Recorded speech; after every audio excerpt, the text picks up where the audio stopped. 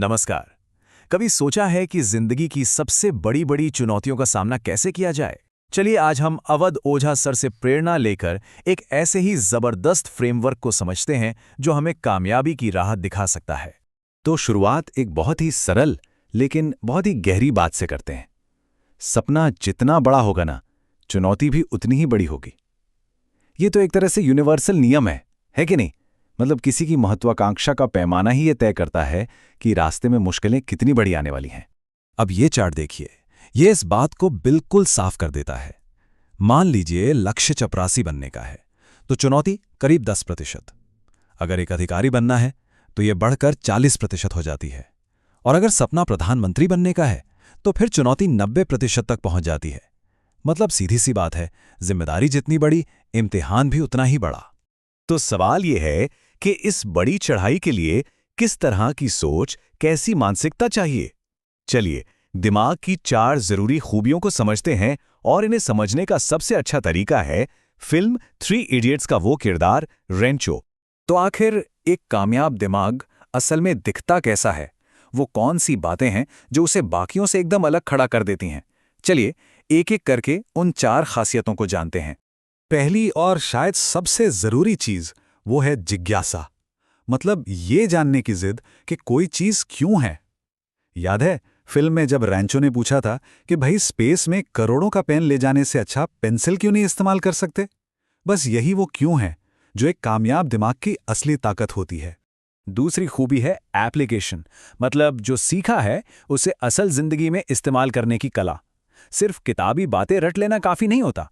याद कीजिए कैसे रैंचो ने रैगिंग वाली सिचुएशन को संभालने के लिए अपनी नॉलेज का इस्तेमाल किया था। असली समझ वही है जो काम आए। तीसरी बात, कॉमन सेंस। ये जानना कि किसी भी हालात को कैसे संभालना है, क्योंकि हर चीज किताबों में तो लिखी नहीं होती है ना। वो सीन याद है जब रेंचो शादी में डीन के हट्ठे चढ़ जाता है और वो क्या कहता है, मैं तो साइंस की तरफ से आया हूं। ये है हाजिर जवाबी, मौके पर सही फैसला लेने की काबिलियत। और चौथी खूबी है जजमेंट, मतलब लोगों और हालात को सही सही आंकने की ताकत। रैंचो ने अपनी मंगेतर के लालच को कैसे बेनकाब किया था? बस जूते पर थोड़ी चटनी गिराई और घड़ी का प्राइस टैग दिखा दिया। ये वो समझ है जिससे लोगों के असली इरादे पहचाने जा सकते हैं। अच्छा, अब एक बहुत ही जरूरी फर्क को समझते हैं जिसे अक्सर लोग नजरअंदाज कर देते हैं, और वो है शिक्षा और प्रतियोगिता के बीच का अंतर। क्या ये दोनों सच में एक ही चीज हैं? सोचते हैं इस पर। देखिए, ये 2 बिल्कुल अलग दुनियाएं हैं। शिक्षा का मकसद क्या है? इसका मकसद है जिज्ञासा जगाना, समझ पैदा करना और हिम्मत देना। वहीं दूसरी तरफ कंपटीशन का मकसद बिल्कुल अलग है। उसका मकसद है रणभूमि को समझना और जीतने के लिए एक तगड़ी स्ट्रैटेजी बनाना। दोनों के रास्ते और मंजिलें सब अलग हैं। सच्ची शिक्षा की ताकत क्या होती है, इसे डॉक्टर B.R. अम्बेडकर के इस एक वाक्य से समझा जा सकता है। उन्होंने सिर्फ ज्ञान के दम पर अपनी पूरी जिंदगी बदल दी। शिक्षा वो शेरनी का दूध है जिसे जो भी पीता है वो दहाड़ता ही है। तो हमने मानसिकता की बात कर ली। अब इससे आगे बढ़ते हैं और एक प्रैक्टिकल 3 स्टेप वाले एक्शन प्लान पर आते हैं। एक ऐसा बैटल प्लान जो प्रतियोगी परीक्षाओं में जीत का रास्ता दिखा सकता है। इस प्लान के 3 अहम हिस्से हैं जो पूरी तैयारी के दौरान हमारा मार्गदर्शन करेंगे। पहला, रणभूमि को समझना। दूसरा, नियमितता बनाए रखना। और तीसरा, बिना थके अभ्यास करना। तो पहले कदम के लिए 2 हथियार सबसे ज्यादा जरूरी हैं। पहला है सिलेबस, ये बताता है कि क्या पढ़ना है। और दूसरा है क्वेश्चन बैंक, ये बताता है कि कैसे पढ़ना है। किसी भी जंग को समझने के लिए ये दोनों चीजें आपका स्टार्टिंग पॉइंट है। इनके बिना तो आगे बढ़ना ही नहीं है। अब बात करते हैं रेगुलरिटी की। इसका मतलब है एक सस्टेनेबल रिदम। वो पहले दिन 15 घंटे पढ़ लिया और फिर 3 दिन गायब वाली गलती से बचना बहुत जरूरी है।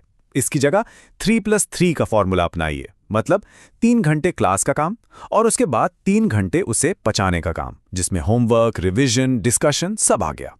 प्रैक्टिस कितनी करनी है, इस स्केल को समझना बहुत जरूरी है। सोचिए, मास्टरी हासिल करने के लिए 10 महीनों तक हर रोज सिर्फ 30 प्रीलिम्स के सवाल। कुल मिला के कितने हुए? पूरे 9000 सवाल। जब इतनी प्रैक्टिस हो जाती है ना, तो नॉलेज अपने आप रिफ्लेक्स बन जाती है। अब बात करते हैं सबसे बड़ी दौलत की, और वो है हमारा अपना शरीर और मन। हमारी सेहत, हमारा मानसिक सुकून ही तो वो नींव है जिस पर कामयाबी की पूरी इमारत खड़ी होती है। इसे बचाकर रखना सबसे पहली प्राथमिकता है। इस लंबी और मुश्किल जर्नी में खुद को बर्नआउट से बचाने के लिए कुछ चीज़ें बहुत मदद करती हैं। थोड़ा साहित्य पढ़िए, खासतौर पर व्यंग्य। कोई एक खेल ज़रूर अपनाइए, चाहे स्विमिंग हो या बैडमिंटन। अच्छा संगीत सुनिए और सबसे ज़रूरी, गहरी नींद लीजिए। ये छोटी छोटी आदतें ही हैं जो हमें रोज़ रिचार्ज करती हैं। और आखिर में इस एक शक्तिशाली विचार को हमेशा याद रखिए, कीमती चीज़ें पहनने पर नहीं बल्कि खुद कीमती बनने पर ध्यान देना है।